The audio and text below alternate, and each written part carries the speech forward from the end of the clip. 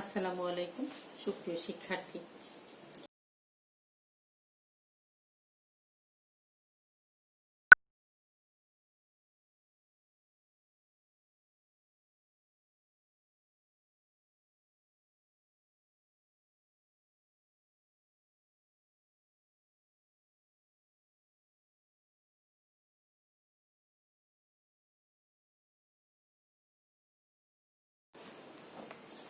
সমুদ্রের তলদেশে ভূমিরূপ।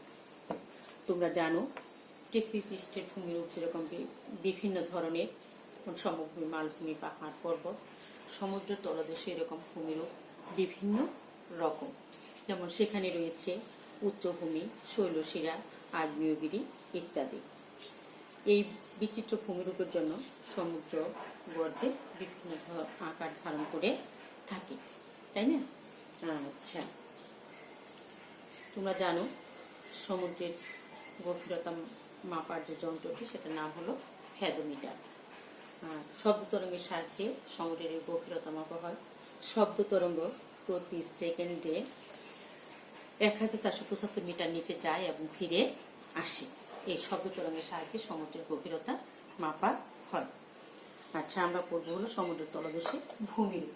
এই যে সমুদ্রের তলদেশে যে ভূমিরূপ রয়েছে এটার বিভিন্ন ধরন অনুসারে 5টা ভাগে ভাগ করা হয়েছে।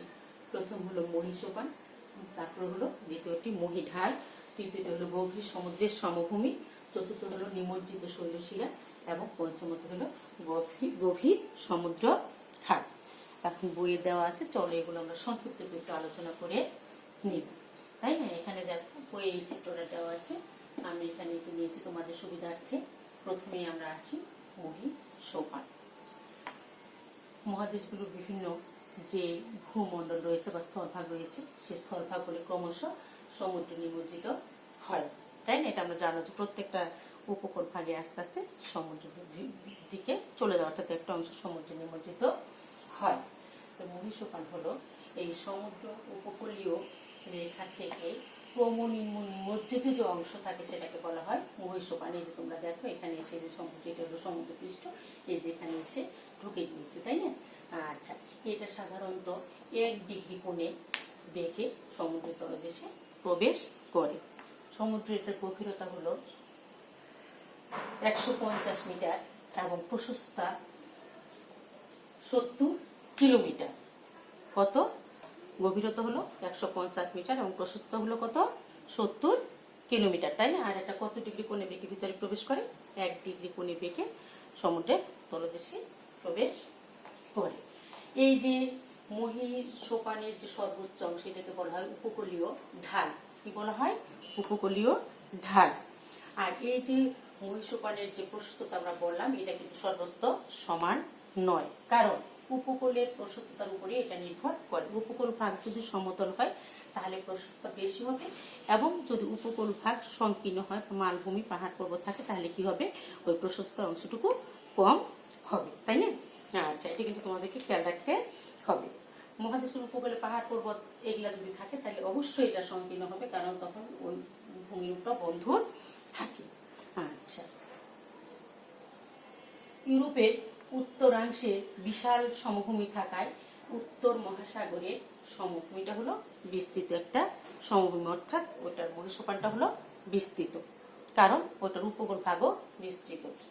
আর পৃথিবীর সবচেয়ে বৃহত্তর মহীসোপান অবস্থিত ইউরোপের উত্তর পশ্চিম সীমান্তে। ইউরোপের উত্তর পশ্চিম সীমান্তে বৃহত্তর মহীসোপানটি অবস্থিত। আর এই যে মহীসোপানের কথা আমরা বললাম, এটা সাধারণত গঠিত হয় কিভাবে? সমুদ্রের উপকূল ভাগ পানিতে নিমজ্জিত হলে, সমুদ্রের পৃষ্ঠদেশে উচ্চতার তারতম্য হলে, আরেকটা হয় সমুদ্র তরঙ্গ, অর্থাৎ সমুদ্রের ঢেউ যে ক্ষয় কাজ সম্পন্ন করে, সেই ক্ষয় কার্যের জন্য এই মহীসোপান গঠিত হয়ে থাকে। মনে থাকবে তোমাদের? আচ্ছা, পরিসংখ্যানগুলো বই দেওয়া আছে, ভালো করে পড়ে নেবে মনোযোগ দিয়ে। এরপর দেখো আছে মহীসোপানের শেষ অংশ, যেটা এটাকে বলা হয় মহীঢাল। কি বলা হয়? মহীঢাল। আচ্ছা, মহীসোপানের শেষ সীমা থেকে যে খাড়া হয়ে যে অংশটা সমুদ্র তলদেশে চলছে এটাকে বলা হয় মহীঢাল। এখানে সমুদ্রের গভীরতা হয়ে থাকে 200 মিটার থেকে 3000 মিটার। কত? 200 মিটার থেকে 3000 মিটার। আচ্ছা, আর এটা প্রশস্ততা খুব বেশি নয়, তবে 16 থেকে সাধারণত 32 কিলোমিটার হয়ে থাকে। মহীঢালের উপরিভাগ বন্ধুর, কারণ এখানে পর্বত তলদেশ তোমরা জানো, আমরা আগেই বলেছি যে সমুদ্র তলদেশে আগ্নেয়গিরি রয়েছে, তাই না? এর জন্য এর উপরিভাগ খুব একটা সমতল নয় বন্ধুর। আচ্ছা, আন্তঃমহাদেশীয় যে গিরিখাতগুলো রয়েছে সেই গিরিখাতগুলোর জন্য এটা বন্ধু প্রকৃতি হয়ে থাকে, এবং এই ঢালটা যদি মৃদু হয় অর্থাৎ সংকীর্ণ হয়, তাহলে দেখা যায় যে এখানে কি হয়, জীবজন্তু, তোমরা জানো সমুদ্র তলদেশে অসংখ্য জীবজন্তু রয়েছে, সেগুলোর দেহবিশেষ এখানে জমা হয়ে থাকে, এবং তাছাড়া পলিও ওখানে অবক্ষেপণ হয়ে থাকে, অর্থাৎ পলিও জমাট বাঁধে। আচ্ছা, এরপরে আমরা যাব গভীর সমুদ্রের সমভূমি। গভীর সমুদ্রের সমভূমি মহীঢালের শেষ সীমা থেকে সমুদ্র তলদেশে বিস্তীর্ণ ভূমিরূপ রয়েছে, সেটাকে বলা হয় গভীর সমুদ্রের সমভূমি। এটাকে যদি গভীর সমুদ্রের সমভূমি বলা হয়, তবে এটাও কিন্তু সব জায়গায় সমতল নয়। ওই একই কথাই তোমরা জানো যে সমুদ্রের তলদেশে রয়েছে আগ্নেয়গিরি, শৈলশিরা, উচ্চভূমি ইত্যাদি কারণে ওখানে একটু বন্ধুর অবস্থা দেখা যায়, এবং ওটার গড় গভীরতা হলো 5000 মিটার। কত? 5000 মিটার। খেয়াল রাখতে হবে, কিন্তু এগুলো অবশ্যই খেয়াল রাখতে হবে, কারণ এগুলো পরীক্ষায় তোমাদের অ্যান্সার করতে হবে। গভীর সমুদ্র সমভূমির উপরে, গভীর সমুদ্র সমভূমিতে কিছু জনমগ্ন শৈলশিরা দেখা যায়। সেই শৈলশিরাগুলো অনেক সময় দেখা যায় যে সেগুলো আবার পানির উপরে অবস্থান করে, সাধারণত দ্বীপ হিসাবে, যেখানে দেওয়া আছে পানির উপরে শৈলশিরাগুলো কঠিন হয়ে যায়, পানির উপরে সেটাকে দ্বীপ রূপে দেখা দিয়ে থাকে, তাই না? আচ্ছা, আর যে এই গভীর সমুদ্র সমভূমি অঞ্চলে যে রয়েছে পলিমাটি, সিন্ধুমল, আগ্নেয়গিরি এবং এগুলো থেকে উত্থিত যে অংশ আছে সেগুলো সেখানে জমাট বেঁধে এক সময় দেখা যায় যে সেই আগ্নেয়গিরি থেকে লাভা এবং ভস্ম, সিন্ধুমল এবং যে পলি সঞ্চিত হয় সেগুলো আস্তে আস্তে পারলিক শিলায় রূপান্তরিত হয়। আচ্ছা, এরপর দেখা যাচ্ছে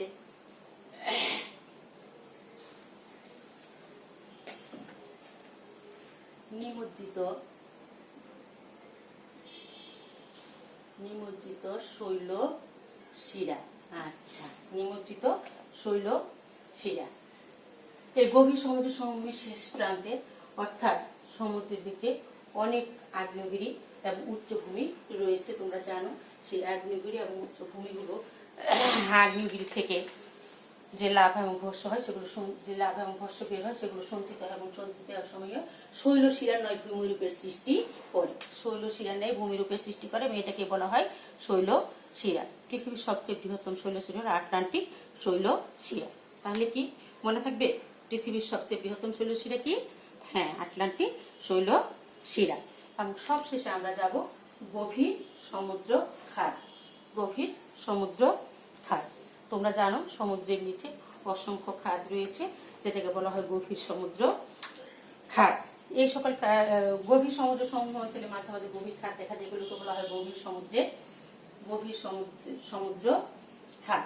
এই গভীর সমুদ্র খাত কিন্তু সাধারণত এই গভীর সমুদ্র খাতগুলো সাধারণত হলো যে পাশাপাশি অবস্থিত মহাদেশ এবং সামুদ্রিক প্লেট সংঘর্ষ অঞ্চলে অবস্থিত, কারণ আগ্নেয়গিরি এবং সামুদ্রিক প্লেট ওখানে সাধারণত মাঝে মাঝে ভূমিকম্প হয়ে থাকে, ফলশ্রুতিতে এখানে এই গভীর সমুদ্রের খাতগুলো দেখা যায়। যেমন হচ্ছে গভীর সমুদ্রের খাত, দেখো এটা দেখা যাচ্ছে, এগুলো খুব একটা প্রশস্ত হয় না, এবং খুব একটা খাড়া না হলে এগুলো খুব প্রশস্ত নয়, তাই না?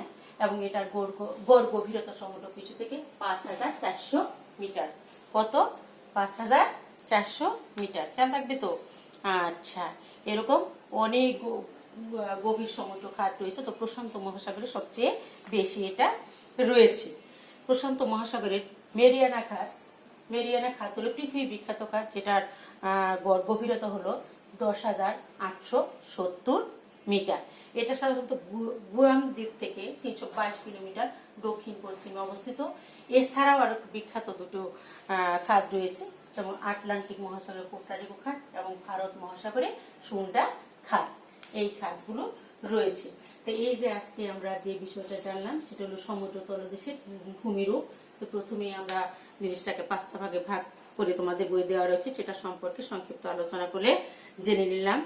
বইয়ে এই সম্পর্কে দেওয়া রয়েছে, তোমরা পরিসংখ্যানগুলো ভালো করে দেখে মুখস্থ করে ফেলবে, এবং এই চিত্রটাও সঙ্গে সঙ্গে তোমরা বাসায় বসে আয়ত্ত করবে।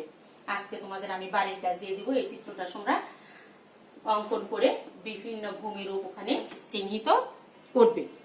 আমরা পরবর্তীতে দেখে নিব, তাই না? আচ্ছা, সবাই মনোযোগ দিয়ে পড়বে ইনশাল্লাহ। ভালো থাকবে, সুন্দর থাকবে এবং বর্তমান পরিস্থিতিতে যে করোনা ভাইরাস নিয়ে আমরা যে শঙ্কায় রয়েছি, সেই শঙ্কার জন্য যে সমস্ত স্বাস্থ্যবিধি রয়েছে সেগুলো সবাই মেনে চলবে। পরিবার পরিজনের সঙ্গে হাসি খুশি মতো সময় কাটাবে, পড়ার সময় পড়বে। ভালো থেকো সবাই। আবার দেখা হবে পরবর্তী কোনো ক্লাসে। আল্লাহ হাফিজ।